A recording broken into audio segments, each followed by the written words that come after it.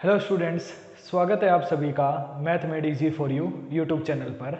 और आज हम करेंगे क्लास 10th का प्रैक्टिस पेपर जो कि डायरेक्टर ऑफ एजुकेशन की तरफ से जारी किया गया है। इससे प्रीवियस वीडियो में हम इसी प्रैक्टिस पेपर का section A part cover up कर चुके हैं जिसमें हमने 20 एमसीक्यूज क्वेश्चन किए थे। और उससे भी प्रीवियस वीडियोस में मैंने कुछ इंपॉर्टेंट एमसीक्यूज डिस्कस किए थे, कुछ चैप्टर्स के, ट्रिग्नोमेट्री के, एरिया रिलेटेड टू सर्कल के। उन सभी वीडियोस का लिंक आपको डिस्क्रिप्शन में मिल जाएगा। तो आज जो हमें करना है वो हमें करना है सेक्शन बी, जिसके भी हम 40 क्वेश्चंस कवर अप करेंगे। तो शुरू करते हैं क्वेश्चन नंबर 21 के साथ। 1 से 20 तक के जो क्वेश्चन हैं हम वो पहली वीडियो में, इससे पिछली जो मैंने वीडियो बनाई थी उसमें हम कवर अप कर चुके हैं। आज हमें करना है सेक्शन बी। तो शुरू करते हैं क्वेश्चन नंबर 21 के साथ। तो देखिए क्वेश्चन नंबर 21 है the sum and the product of zeroes of a polynomial are -2 and 3, मतलब कि सम ऑफ जीरोज। ठीक है, क्वेश्चन नंबर 21।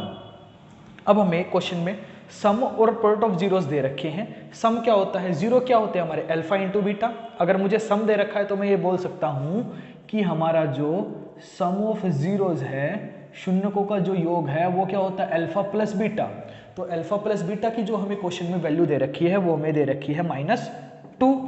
ठीक है, और प्रोडक्ट ऑफ जीरोस, प्रोडक्ट क्या होता है, प्रोडक्ट ऑफ जीरोस हमें दे रखा है तो वो क्या होगा, अल्फा इंटू बीटा। उसकी वैल्यू हमें दे रखी है क्वेश्चन में 3, और हमें इससे एक पोलिनोमियल बताना है कि वो पोलिनोमियल क्या होगा।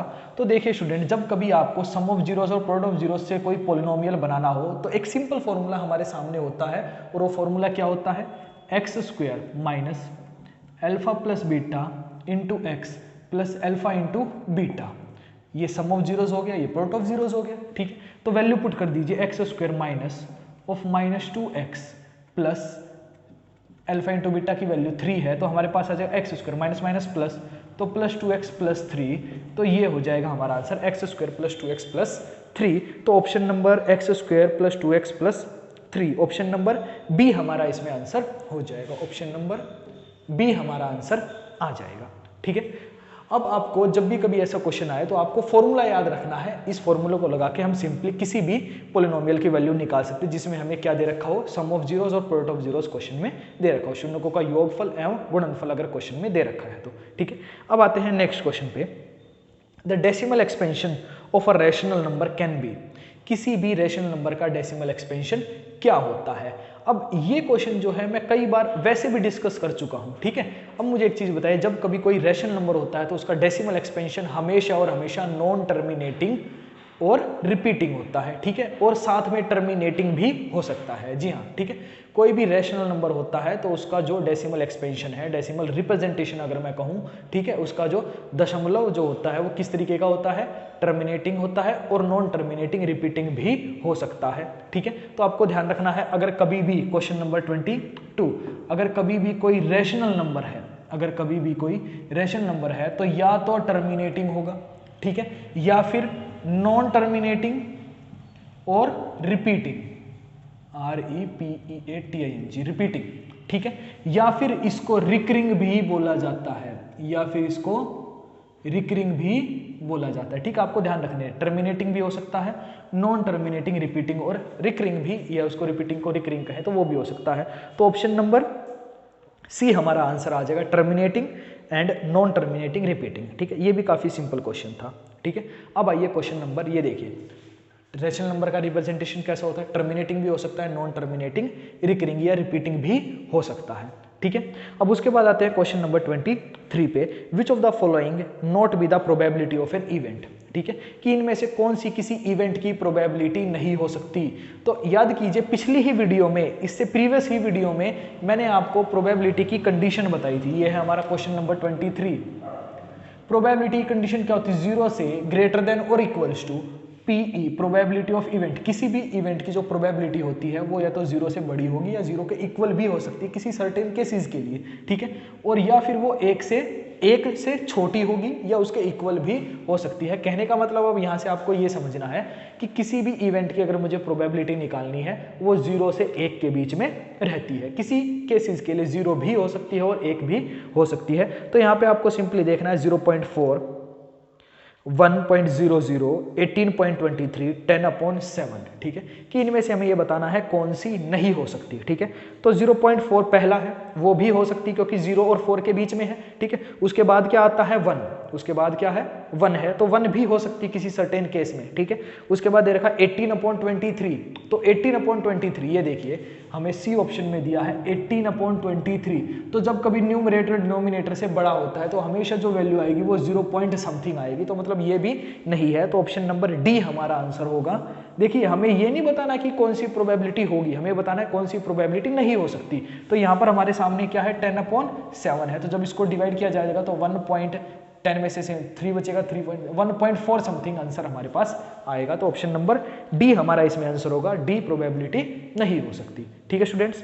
अब जल्दी से एक बार किसी बच्चे को उतारना है, स्क्रीनशॉट लेना है तो आप जल्दी से ले सकते हैं एक बारी के लिए।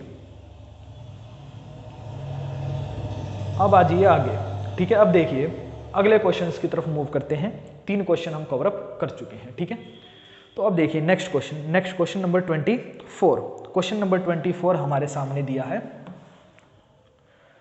इन a triangle ABC and DEF, AB/BC equals to AB/DE equals to BC/में FD, then will be similar if, ये देखिए क्वेश्चन नंबर 24 हमारे पास 2 ट्रायंगल है, ट्रायंगल ABC और दूसरा ट्रायंगल है हमारे पास ट्रायंगल DEF।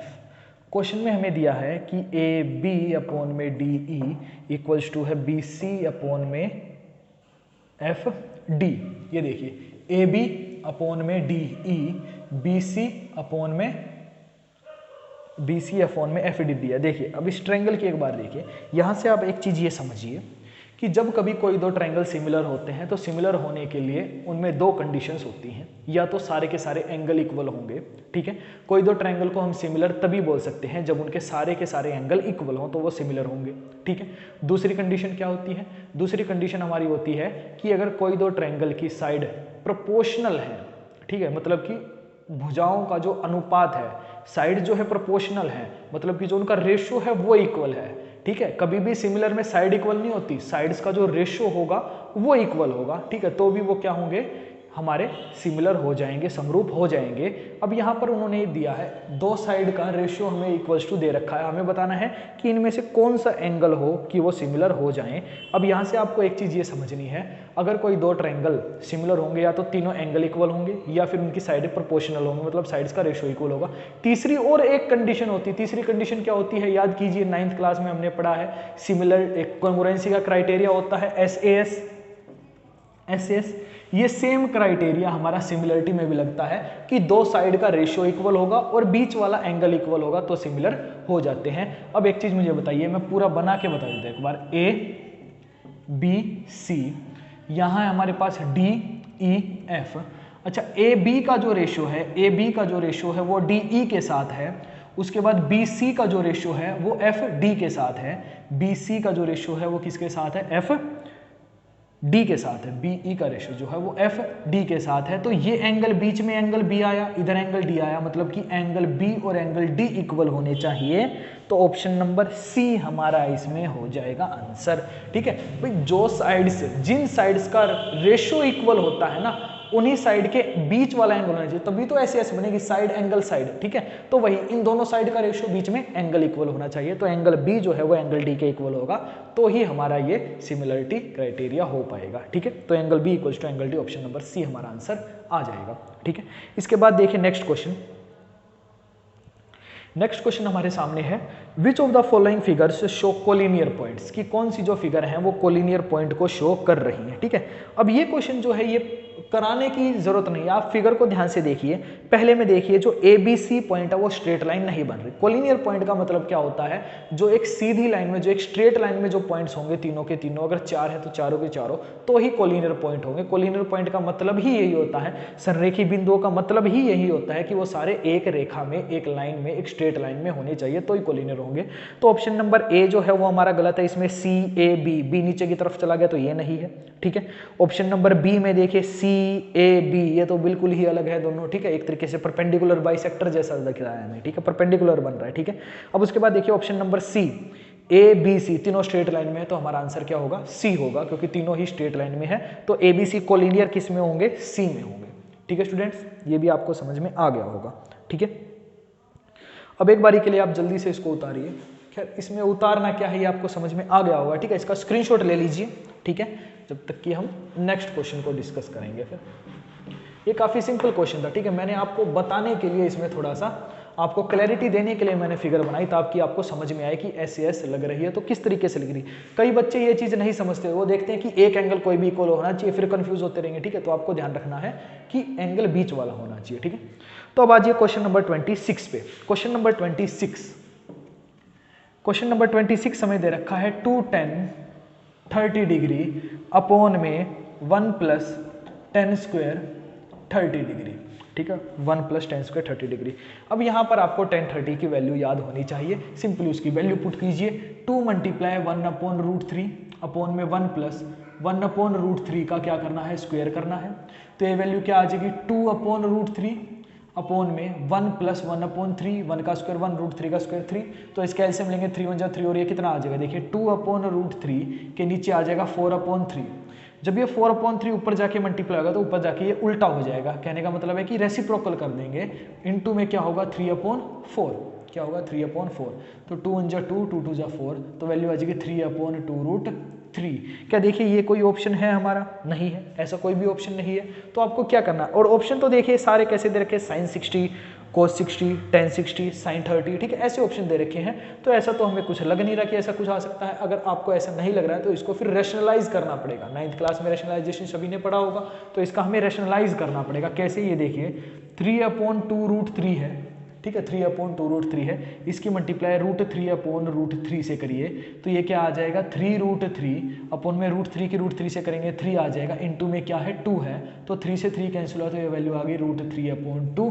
अब आपको आसानी से पता चल गया होगा √3/2 किसका होता है, बिल्कुल सही जवाब √3/2 होता है sin 60 डिग्री का, तो ऑप्शन नंबर ए हमारा इसमें आंसर आ जाएगा, क्योंकि sin 60 होता है √3/2, तो ऑप्शन नंबर ए हमारा इसमें आंसर आ जाएगा, ठीक है। अब जल्दी से एक बार इसका स्क्रीनशॉट ले लीजिए या इसको उतार लीजिए स्टूडेंट्स, ठीक है। अब मूव करते हैं अगले क्वेश्चन पे, क्वेश्चन नंबर 27।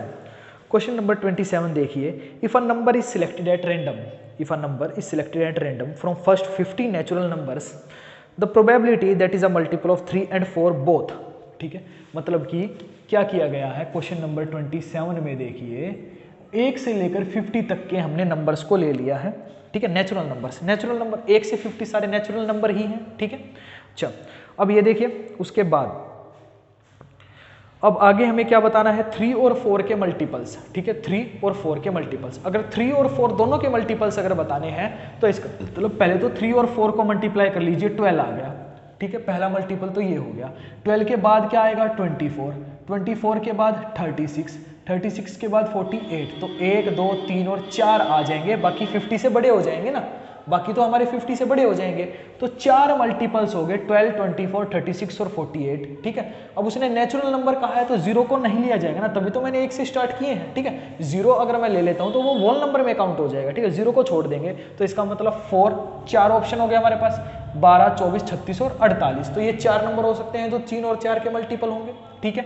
तो वैल्यू आ गई 4, टोटल कितने हैं 50, तो 4/50, इसका मतलब 2/25 हमारा आंसर आ जाएगा, तो ऑप्शन नंबर डी हमारा आंसर हो जाएगा 2/25, ठीक है। ये क्वेश्चन कोई मुश्किल नहीं था, इजी ही क्वेश्चन था, ठीक है, प्रोबेबिलिटी का काफी सिंपल क्वेश्चन था, और प्रोबेबिलिटी के जहां तक मैंने क्वेश्चन देखे हैं, प्रोबेबिलिटी का आपको कोई मुश्किल क्वेश्चन देखने को नहीं मिलेगा, ठीक है, प्रोबेबिलिटी बिल्कुल इजी है। तो मेरा मानना यह है कि आपको जितने भी प्रोबेबिलिटी के क्वेश्चन मिलते हैं, ठीक है, वैसे तो प्रोबेबिलिटी के क्वेश्चन 2 या 3 आने के चांसेस है, लेकिन अगर वो आपको ऑप्शन देंगे तो आपको 3 या 4 क्वेश्चन देखने को मिल सकते हैं, तो मेरे हिसाब से आपको 3 या 4 प्रोबेबिलिटी के क्वेश्चन जरूर अटेम्प्ट करने हैं, क्योंकि प्रोबेबिलिटी जो है सिंपल चैप्टर है, ठीक है। अच्छा, अब मूव करते हैं अगले क्वेश्चन पे, क्वेश्चन नंबर 28 देखिए, क्वेश्चन नंबर 28 है हमारे सामने, for what least value of n a natural number 4 to the power n is divisible by 8, ठीक है। अब यहाँ पर एक चीज देखिए कि लीस्ट वैल्यू हमें बतानी है 4 टू द पावर n है, हमारे पास एक नेचुरल नंबर है, ठीक है, 4 to the power n। n जो है यहाँ पर क्या है, एक नेचुरल नंबर है कि ये 8 से डिविजिबल हो जाए, 8 से भाग हो जाए, हमें ये बताना है। तो एक चीज मुझे ये बताइए, अगर मैं n की जगह अगर 1 रखता हूं तो 4 1 जा 4, तो 4 तो 8 से डिविजिबल नहीं होगा। अगर मैं n की जगह 2 रखता हूं तो 4 की पावर 2 इक्वल्स टू 16, 16 8 से डिविजिबल हो जाएगा। मतलब लीस्ट वैल्यू जो होनी चाहिए वो 2 होनी चाहिए, उससे छोटी 1 पे तो करेगा ही नहीं ना, 4 आ जाएगा, 4 8 से डिविजिबल नहीं होगा, ठीक है। 4 8 को डिविजिबल, 8 को डिवाइड कर देगा, लेकिन 8 4 को कैसे डिवाइड करेगा, पॉइंट में आ जाएगा ना, ठीक है। तो n इक्वल्स टू क्या होगा, 2 हो जाएगा। तो ऑप्शन नंबर सी हमारा आंसर आ जाएगा, ऑप्शन नंबर सी हमारा इसका आंसर हो जाएगा, ठीक है। अब एक बारी के लिए मैं हट जाता हूं, आप इसका स्क्रीनशॉट ले लीजिए, इसको उतार लीजिए एक बारी के लिए। तो स्टूडेंट्स अब देखिए क्वेश्चन नंबर हमारे सामने है 29, क्वेश्चन नंबर 29, ठीक है। क्वेश्चन नंबर 29 है the 1 0 of the polynomial 6x square minus px minus 3 is 3/2। एक पोलिनोमियल दे रखा है, एक बहुपद दे रखा है 6x square minus px minus 3, और इसका जो एक जीरो है, एक शून्यक है, ठीक है, दो शून्यक होते हैं हमारे, ठीक है, एक शून्यक दे रखा है 3/2, मतलब अल्फा जो है 3/2, बीटा हमें नहीं पता, अल्फा में ले लेते हैं हम, तो अल्फा इक्वल्स टू 3/2 है, ठीक है। और एक दूसरा the zeros of the polynomial px square, एक दूसरा पोलिनोमियल दिया px square plus x plus 3, और इसके जो k x प्लस k, और इसके जो जीरोज हैं वो इक्वल है, ठीक है, इस पोलिनोमियल के जो जीरोज हैं वो इक्वल है, मतलब कि अल्फा और बीटा दोनों के दोनों क्या है, एक दूसरे के इक्वल है, ठीक है। अब हमें वैल्यू निकालनी है k की। ये देखिए ये क्वेश्चन जो है थोड़ा सा मैं कहूँगा कि लेंथी है 1 मार्क के हिसाब से। अब देखिए इस क्वेश्चन को करना किस तरीके से है, अब यहाँ पर p है और k भी है, दोनों एक ही कंडीशन में हमें दे रखे हैं, तो इसका मतलब इसमें हमारे पास, ठीक है, यहाँ पर p और k दोनों एक साथ वैल्यू तो निकलेगी नहीं, किसी एक वेरिएबल की वैल्यू ही तो एक टाइम पे निकलेगी, तो इसका मतलब इस p की वैल्यू हमें पीछे वाली इक्वेशन में से लेके आनी पड़ेगी, इस इक्वेशन में, ठीक है, पीछे वाले पोलिनोमियल में से p की वैल्यू निकाल के तब इस पोलिनोमियल में पुट की जाएगी। तो पहले यहाँ पर हम p की वैल्यू निकालते हैं। अब देखिए दो फॉर्मूले होते हैं हमारे पास एक तरीके से कि alpha plus beta equals to minus B by A होता है, और alpha into beta equals to C by A होता है। तो यहाँ पर अब एक चीज़ ये मुझे बताइए कि इन दोनों में से किसका यूज़ करके हम बीटा की वैल्यू आसानी से निकाल सकते हैं। तो दूसरे वाले के देखिए alpha into beta equals to C upon A, alpha मान लीजिए 3/2 है, बीटा की वैल्यू नहीं पता, सी की वैल्यू क्या है -3, ए की वैल्यू क्या है 6, तो -3/6, तो 3 1 जा 3, 3 2 जा 6, तो आ जाएगा 3/2 इंटू बीटा इक्वल्स टू -1/2। तो अगर बीटा की वैल्यू निकालनी है तो 3/2 को इधर भेज दीजिए, उल्टा जाएगा, -1/2 इंटू 2 ऊपर नीचे 3, 2 से 2 कैंसिल आउट हो गया, तो -1/3, बीटा की वैल्यू आ गई -1/3। अब बीटा की वैल्यू की जरूरत इसलिए थी ताकि पहले p की वैल्यू निकले यहाँ से, इसलिए ही तो निकलेगा आगे, तब p की वैल्यू यहाँ लेके जाएंगे तब k की वैल्यू निकल जाएगी, ठीक है। तो बीटा की वैल्यू आ गई है -1/3। तो अब देखिए alpha plus beta equals to -b/a है, अल्फा की वैल्यू जो है हमारे पास वो क्या है 3/2, उसमें जोड़ना है -1/3 इक्वल्स टू -b, p की वैल्यू क्या है यहाँ पर b, देखिए b की वैल्यू जो है मेरे पास वो है -p, जो यहाँ पर इस इक्वेशन में b की जो वैल्यू वो -p है, और एक और माइनस आएगा जो कि एक तरीके से फॉर्मूले में है, अपॉन में a की वैल्यू क्या है 6/6, तो इसका एलसीएम लेंगे 3, और ये माइनस प्लस माइनस माइनस हो जाएगा ना, तो 3 2 जा 6, और ये करेंगे 3 3 जा 9 -2 आ जाएगा हमारे पास, ठीक है। थोड़ा सा मैं डायरेक्ट कर रहा हूँ टाइम बचाने के लिए, ठीक है। दोनों का एलसीएम 6 आ जाएगा, जिससे डिवाइड करेंगे 9 और -2 इक्वल्स टू में p प्लस अपॉन 6, तो 6 से 6 नीचे कैंसिल आउट हो जाएगा, तो p की वैल्यू बची 7, p की वैल्यू आ गई हमारे पास 7, ठीक है। अब यहाँ पर एक चीज़ ये देखिए, अगर अल्फा इक्वल्स टू बीटा है, अल्फा और बीटा की जो वैल्यूज है यहाँ पर इक्वल है, तो यहाँ पर हमें p की वैल्यू 7 पता चल चुकी है, ठीक है। अब यहाँ से एक चीज़ मुझे बताइए, अगर इसमें भी मैं alpha plus beta equals to -b/a लगा दिया जाए, अल्फा और बीटा दोनों इक्वल हैं, तो इसका मतलब मैं इसकी जगह भी अल्फा ही लिख सकता हूँ, इक्वल्स टू में क्या है हमारे पास -b/a ए। तो इसमें बी की वैल्यू क्या, कुछ नहीं तो एक तो होगा, एक दिया है, माइनस आ जाएगा। यहाँ पर ए क्या है, पी की वैल्यू, पी क्या निकला है 7, तो यहाँ पर मैं डायरेक्ट 7 लिख सकता हूँ अपॉन 7। तो ये आ गया 2 अल्फा इक्वल्स टू -1/7, तो अल्फा की वैल्यू आ गई -1/14। ये 2 इधर जाके नीचे मल्टीप्लाई हो जाए, तो अल्फा की वैल्यू आ चुकी है -1/14। और दोनों ही रूट इक्वल है, मतलब अल्फा भी -1/14 है, बीटा भी -1/14 ही है। तो अगर अब आगे alpha into beta equals to C upon A लगाएंगे, सी अपॉन ए से ही तो निकलेगी के की वैल्यू, ठीक है। तो अल्फा भी -1/14 है, बीटा भी -1/14 है, सी की वैल्यू के है, अपॉन ए की वैल्यू पी मतलब 7 है। तो आ जाएगा 1/14 इंटू 14 इक्वल्स टू के अपॉन 7, 7 से 14 2 पे कैंसिल आउट होगा, तो आ जाएगा 1/28 इक्वल्स टू के, तो के की वैल्यू आ गई 1/28, ठीक है। अब एक बारी के लिए आप इसको उतारिए, फिर हम करते हैं नेक्स्ट क्वेश्चन। तो स्टूडेंट्स आपने ये क्वेश्चन उतार लिया होगा, ठीक है, थोड़ा सा लेंथ ही चला गया ये हमारा, तो इसका आंसर था हमारा 1/28। अब मूव करते हैं नेक्स्ट क्वेश्चन पे, क्वेश्चन नंबर 30, ठीक है, क्वेश्चन नंबर 30। अब ये देखिए क्वेश्चन नंबर 30 में हमें क्या दिया गया है, find the relation between x and y so that X Y is equidistant from the point -4 -4 to -4। मतलब कि एक एक्स वाई एक बिंदु है, मान लीजिए ये मान लिया मैंने एक्स वाई, इसका जो डिस्टेंस है किन्हीं दो पॉइंट्स है वो बिल्कुल सेम है। एक पॉइंट मैंने ये मान लिया -4 और -4, क्वेश्चन नंबर 30 है हमारा ये, और दूसरा पॉइंट है हमारे सामने -2 और 4। इन दोनों से एक्स वाई जो है वो इक्वी डिस्टेंस है, समदूरस्थ है, मतलब यहाँ से जो उसकी दूरी है दोनों से वो बराबर है, ठीक है। तो हमें रिलेशन निकालना है कि एक्स वाई में क्या रिलेशन हो सकता है, ठीक है, बिल्कुल ठीक। एक ऐसा ही क्वेश्चन हमने सॉरी बिल्कुल ऐसा ही क्वेश्चन एक हमारा एनसीईआरटी में, जिसमें हमने एक्स और वाई के बीच में रिलेशन निकालना है। तो यहाँ से देखिए अगर इन दोनों में हमें रिलेशन निकालना है तो हमें पहले इसका डिस्टेंस और ये इसका डिस्टेंस दोनों का इक्वल होगा। तो पहले ये मान लीजिए मैंने ये ए पॉइंट है, ये बी पॉइंट है, ये सी पॉइंट है, तो ए और बी का डिस्टेंस निकालिए। तो डिस्टेंस फॉर्मूला क्या होता है हमारे सामने, x2 - x1 का स्क्वायर प्लस y2 - y1 का स्क्वायर, ठीक है।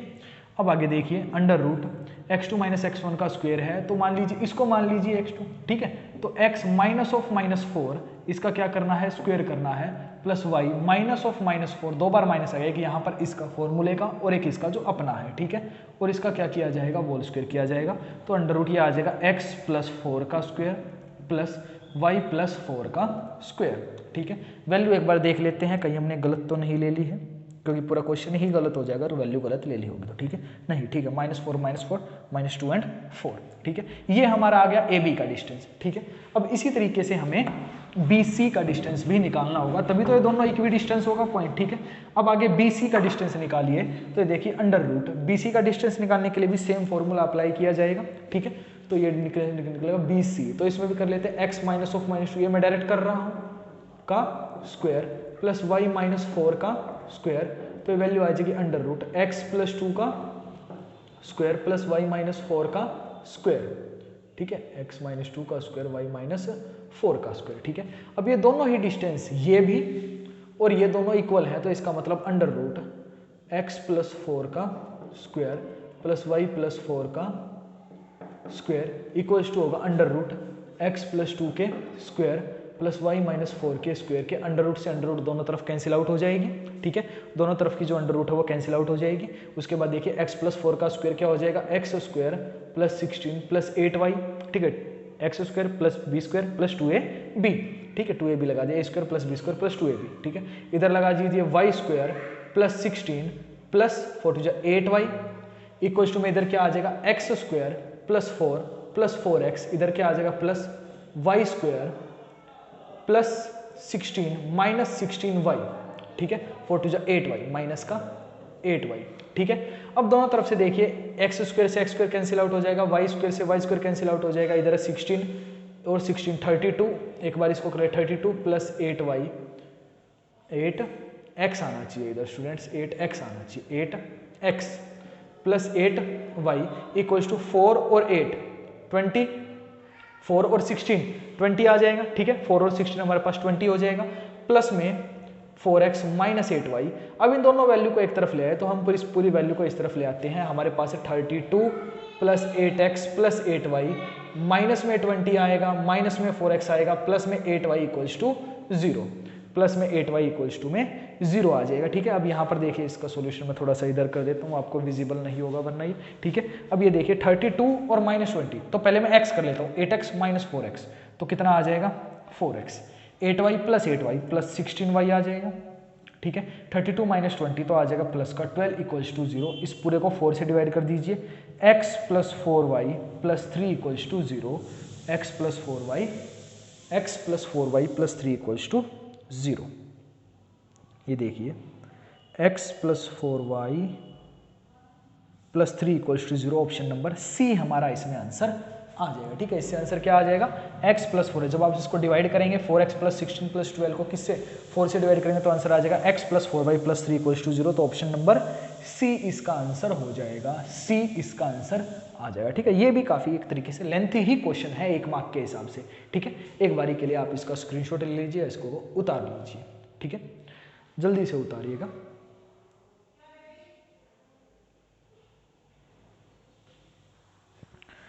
ठीक है, तो अब मूव करते हैं नेक्स्ट क्वेश्चन पे। ठीक, उतार लिया होगा आपने, जो बच्चे नहीं उतार पाए हैं वो वीडियो को रोक के तब इसको आराम से उतारिएगा। ठीक है, अब मूव करते हैं नेक्स्ट क्वेश्चन, क्वेश्चन नंबर 31। ठीक है, क्वेश्चन नंबर 31, क्वेश्चन नंबर 31 हमारे सामने है px² प्लस qx प्लस 3 के शून्यकों का योग 3 है। ठीक है, एक हमें पोलिनोमियल दे रखा है। ठीक है, शून्यकों का योग 3 है। If the zeroes of polynomial px² plus qx plus 3 are reciprocal to each other. ये देखिए हिंदी और इंग्लिश में मिसप्रिंट हो रखी है। ठीक है, इंग्लिश का अगर माने तो हमारा आंसर आ जाएगा। ठीक है, ये देखिए क्वेश्चन नंबर 31। ठीक है, क्वेश्चन नंबर 31 है कि px² प्लस qx प्लस 3 एक पोलिनोमियल है, इसके जो शून्यक हैं वो एक दूसरे के रेसिप्रोकल है, मतलब एक दूसरे का व्युत्क्रम है, एक दूसरे के उल्टे हैं। मतलब अगर एक अल्फा और बीटा दो शून्यक होते हैं ना, तो अगर एक अल्फा है तो दूसरा भी क्या है 1/अल्फा है, एक दूसरे का व्युत्क्रम है। ठीक है, उसका रेसिप्रोकल है। ठीक है, तो अब इसमें एक तरीके से आप alpha into beta equals to C upon A होता है हमारा एक, तो अल्फा की वैल्यू अल्फा ही है, बीटा की वैल्यू 1/अल्फा है, तो सी की वैल्यू क्या है 3 और यहाँ पर क्या आ जाएगा p, तो 3/p, सी अपॉन ए 3/p, तो अल्फा से alpha 1 equals to 3/p, p इधर जाएगा तो p इक्वल्स टू 3, तो ऑप्शन नंबर बी हमारा आंसर आ जाएगा।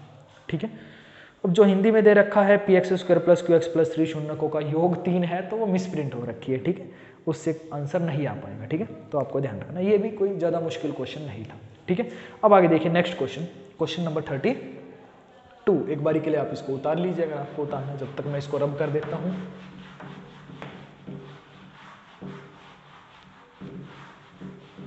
तो अब देखिए question number 32, 0.4 - 3 lie on the line.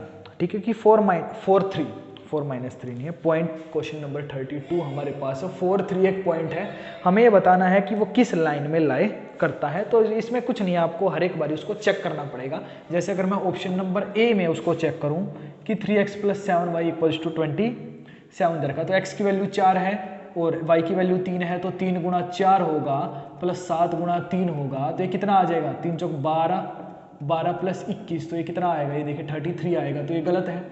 Option number B को चेक करो, 7x plus 2y equals to में कितना दे रखा है 47 है, तो 7 इंटू 4 होगा plus 2 into 3, 28 plus 6 equals to 34, तो ये भी नहीं होगा। ठीक है, ऑप्शन नंबर सी को चेक करते हैं, 3x plus 4y equals to 24 दिया है, तो 3 इंटू 4 प्लस 4 इंटू 3, तो 4 12 12 12 24 आंसर आ जाएगा, तो ऑप्शन नंबर सी हमारा आंसर हो जाएगा। ठीक है, ऑप्शन नंबर सी हमारा इसका आंसर आ जाएगा। ठीक है, तो अब आते हैं क्वेश्चन नंबर 33 पे। ठीक है, एक बारी के लिए इसका आप स्क्रीनशॉट ले लीजिए। ठीक है, उतार लीजिए या इसका स्क्रीनशॉट ले लीजिए, फिर हम चलते हैं नेक्स्ट क्वेश्चन की तरफ। ठीक है, तो आइए अब करते हैं अगला क्वेश्चन, क्वेश्चन नंबर 33। ठीक है, अब नेक्स्ट क्वेश्चन पे आते हैं, क्वेश्चन नंबर 33 पे। अब देखिए क्वेश्चन नंबर 33, क्वेश्चन नंबर 33 हमारे सामने है 7 tan थीटा, 7 tan थीटा। ठीक है, इक्वल्स टू 4 दे रखा है, हमें वैल्यू निकालनी है 7 sin theta minus 3 cos theta upon में 7 sin theta plus 3 cos theta की।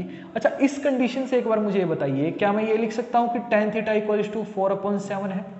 बोले स्टूडेंट्स, ये बिल्कुल ये लिखा जा सकता है ना कि 7 इधर मल्टीप्लाई में इधर डिवाइड में आ गया। अच्छा, tan का एक फॉर्मूला होता है साइन अपॉन कोस, बिल्कुल आपको याद होगा tan थीटा क्या होता है, sine theta upon cos theta equals to 4/7 है, मतलब साइन की वैल्यू 4 है, कोस की वैल्यू 7 है, साइन की वैल्यू 4 है, कोस की वैल्यू 7। अब यहाँ पर आप सिंपली पुट कर दीजिए, तो 7 इंटू साइन की वैल्यू क्या है, बोलिए, साइन की वैल्यू 4 है, 4 माइनस 3 इंटू कोस की वैल्यू 7, तो 7 इंटू 4 प्लस 3 इंटू 7, 7 4 जा 28 माइनस 21, 28 प्लस 21, तो ये कितना आ जाएगा 7, 28 में से कीजिए 7, 28 और 21 को जोड़ेंगे तो 49, तो काटेंगे तो 1/7 आंसर आ जाएगा, 1/7 आंसर आ जाएगा। तो ऑप्शन नंबर बी हमारा, ऑप्शन नंबर बी हमारा इसका आंसर हो जाएगा, ऑप्शन नंबर बी। ठीक है। अच्छा, ये तरीका जो मैंने बताया आपको यही अप्लाई करना है। जो मैंने अपनी ट्रिग्नोमेट्री की वीडियोस जो बनाई थे, जिन बच्चे ने वो देखी है तो तुरंत उनका आंसर आ गया, क्योंकि कई बच्चे क्या करते हैं कि tan दे रखा है, एक को p मानेंगे, b मानेंगे, फिर वहां से h की वैल्यू निकालेंगे, फिर साइन में p अपॉन h पुट करेंगे, कोस में b अपॉन h, तो वहां पर जो आपकी कैलकुलेशन है वो काफी बढ़ जाएगी। आपको इस तरीके से बिल्कुल नहीं करना है, जिस तरीके से मैंने बताया है यहाँ की tan थीटा इक्वल्स टू 4/7 है, साइन अपॉन कोस tan को ले लेंगे, साइन से ऊपर वाला साइन है तो ऊपर वाले को कंपेयर करेंगे, नीचे कोस है तो कोस से कोस को कंपेयर करेंगे, तो साइन और कोस की वैल्यू आ जाएगी, सिंपली यहाँ पर पुट कर देनी है। ठीक है। अच्छा, अब आ जाइए अगले क्वेश्चन पे, एक बारी के लिए इसको उतार लीजिए आप।